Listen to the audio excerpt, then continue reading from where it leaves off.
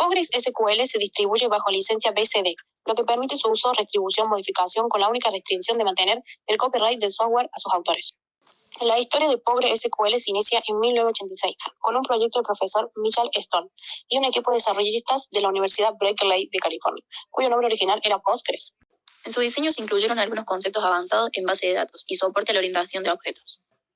Postgres fue comercializado por Illustra, una empresa que posteriormente formó parte de Informix, que comercializaba recientemente por IBM, y su DB2. Pero el proyecto absorbía demasiado tiempo, por lo que en 1993 se liberó la versión 4.5 y oficialmente se dio por finalizado el proyecto. En 1994, Anders Yu y Johnny Chen incluyeron SQL en Postgres para liberar su código en la web con el nombre de Postgres 95. Incluía múltiples cambios al código original que mejoraron su rendimiento y legibilidad.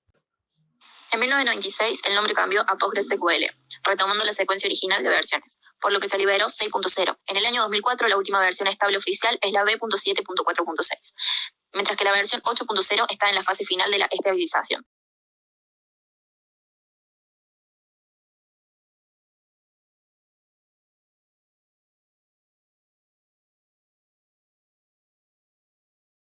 Las limitaciones de este tipo de gestores de base de datos suelen identificarse muy fácilmente analizando las prestaciones que tienen previstas para las próximas versiones. Puntos de recuperación dentro de transacciones. Las transacciones abortan completamente si se encuentra un fallo durante su ejecución. La definición de puntos de recuperación permitirá recuperar mejor las transacciones complejas. No soporte table space para definir dónde almacenar la base de datos, el esquema, los índices, etc.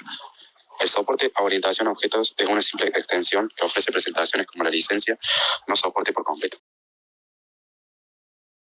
1. El modelo orientado a objetos. En 1967, el lenguaje de programación simulaba y aplicaba algunas ideas para modelar aspectos de la realidad de forma mucho más directa que los métodos tradicionales.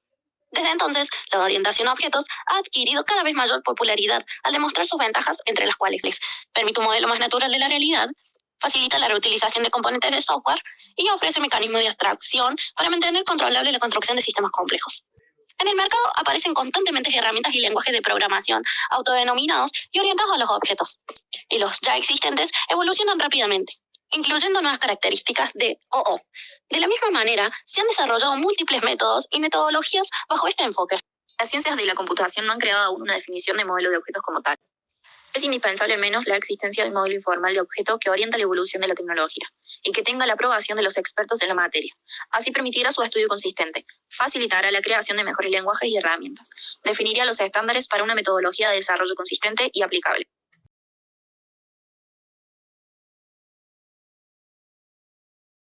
Los objetos son abstracciones que realizamos del mundo que nos rodea y que identificamos por sus propiedades.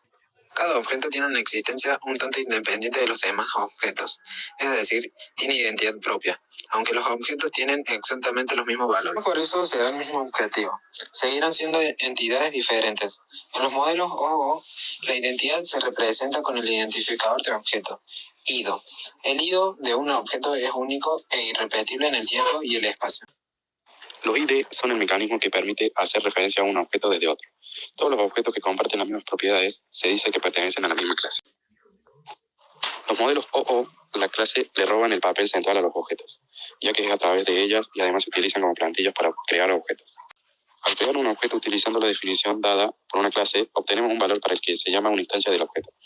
La ejecución de los programas se trabaja con instancias, como concepto.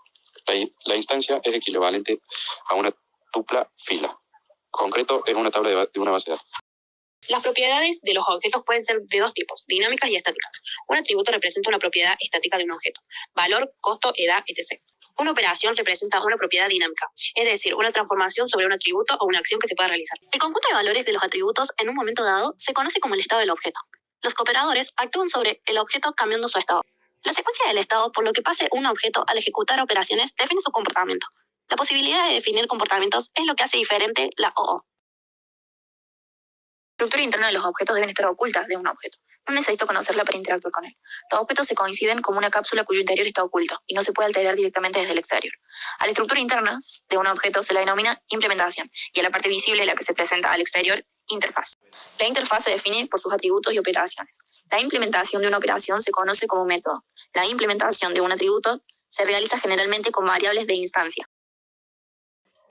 Los tipos de datos abstractos TDA obedecen al mismo principio de independencia y la implementación. La diferencia al respecto de los objetos es que estoy incluyendo los datos y las operaciones en las mismas cápsulas. Conforma las siguientes ventajas. La modificación interna de la implementación de un objeto para corregirlo o mejorarlo no afecta a sus usuarios.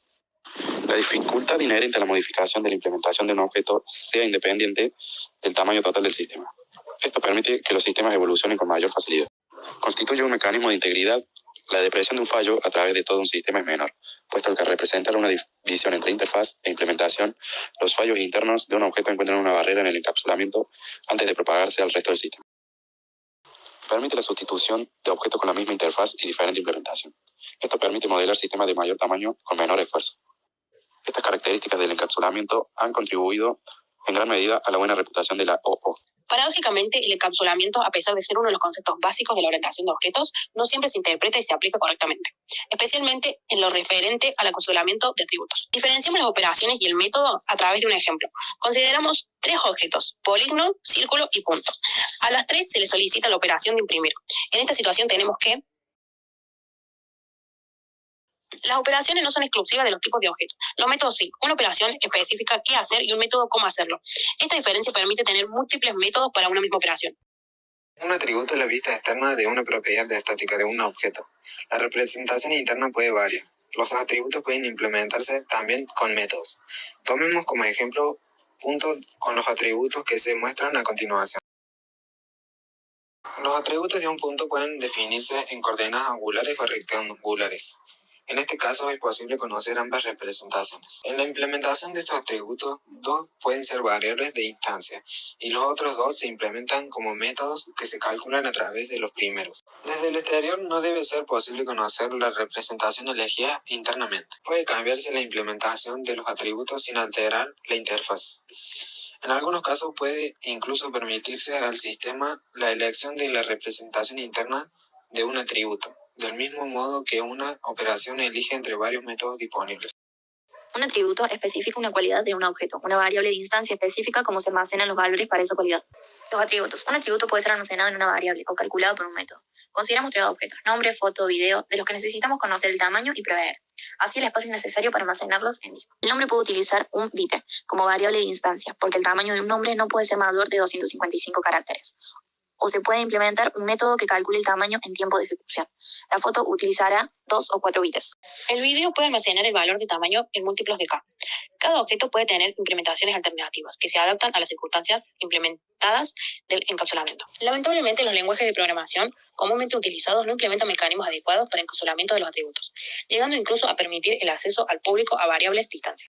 Acceder a un atributo es una operación que puede ser de lectura o escritura.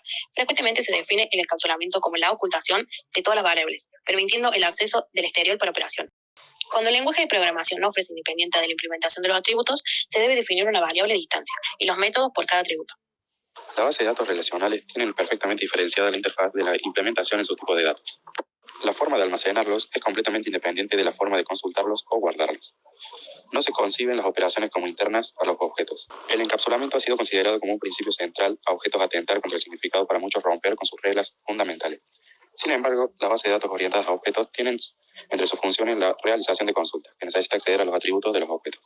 Dado que los objetos se implementan con variables, al accederlos se rompe el encapsulamiento. La mayoría de los lenguajes orientados a objetos permite romper el encapsulamiento, de forma parcial declarando variables como públicas. El encapsulamiento, en estos casos, se proporciona como mecanismo opcional, ya que el usuario puede declarar todas las variables públicas y, por lo tanto, accesibles directamente. Otros lenguajes implementan operaciones de lectura-escritura, que permiten acceder a las variables sin romper el encapsulamiento. La herencia se define como el mecanismo mediante el cual se utiliza la definición de una clase llamada padre, para definir una clase llamada hijo, que puede heredar sus atributos y operaciones. Ese hijo también se las conoce como subclases, y las clases padre como superclases. La relación de herencia entre clases genera lo que se llama jerarquía de clases. La herencia de tipo define las relaciones. Es una entre clases, donde la clase hijo tiene todas las propiedades del padre, pero el padre no tiene las propiedades del hijo. Una clase puede heredar las propiedades de 2 superclases mediante lo que conocen como herencia múltiple. En una herencia múltiple puede ocurrir que en ambas superclases existan propiedades con los mismos nombres, situaciones que se denominan colisión de nombres. A continuación se realizarán posibles casos de colisiones de nombre en las herencias de tipos. Los nombres son iguales porque se refieren a la misma propiedad. Ya hemos visto ejemplos de ellos: la operación imprimir y el atributo tamaño. En estos casos no hay conflicto, porque el significado está claro. Esta misma propiedad solo hay que definirla con una implementación adecuada. Los nombres son iguales pero tienen significados diferentes. Esta situación es posible porque el modelado es una tarea subjetiva y se soluciona cambiando los nombres de las propiedades heredadas al conflicto. La herencia múltiple no comporta problemas para la herencia de tipo, puesto que no pretende la reutilización de código, sino el control conceptual de la complejidad de los sistemas mediante un esquema de clasificación.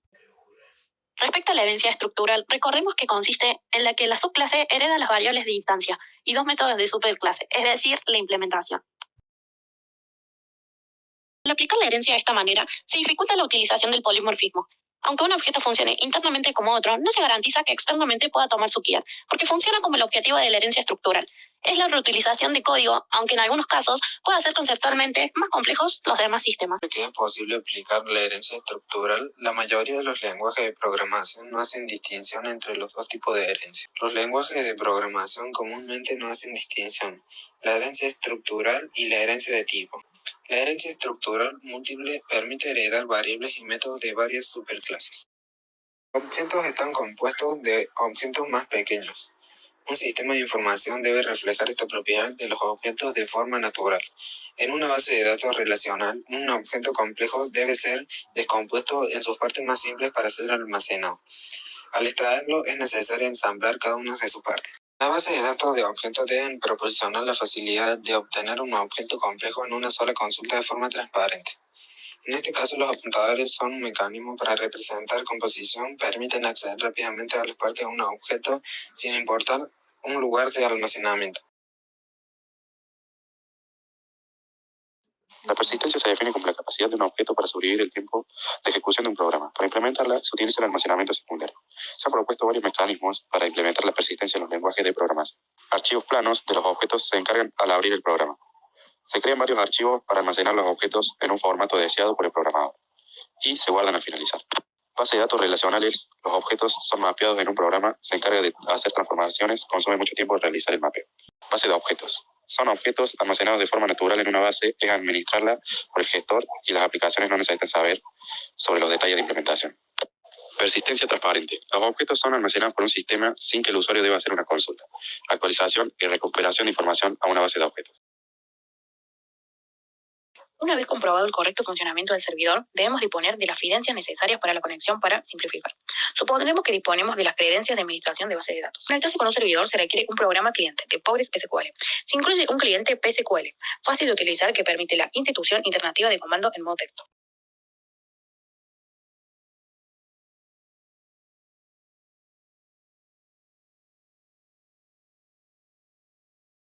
Las sentencias de SQL se envían directamente al servidor para su interpretación.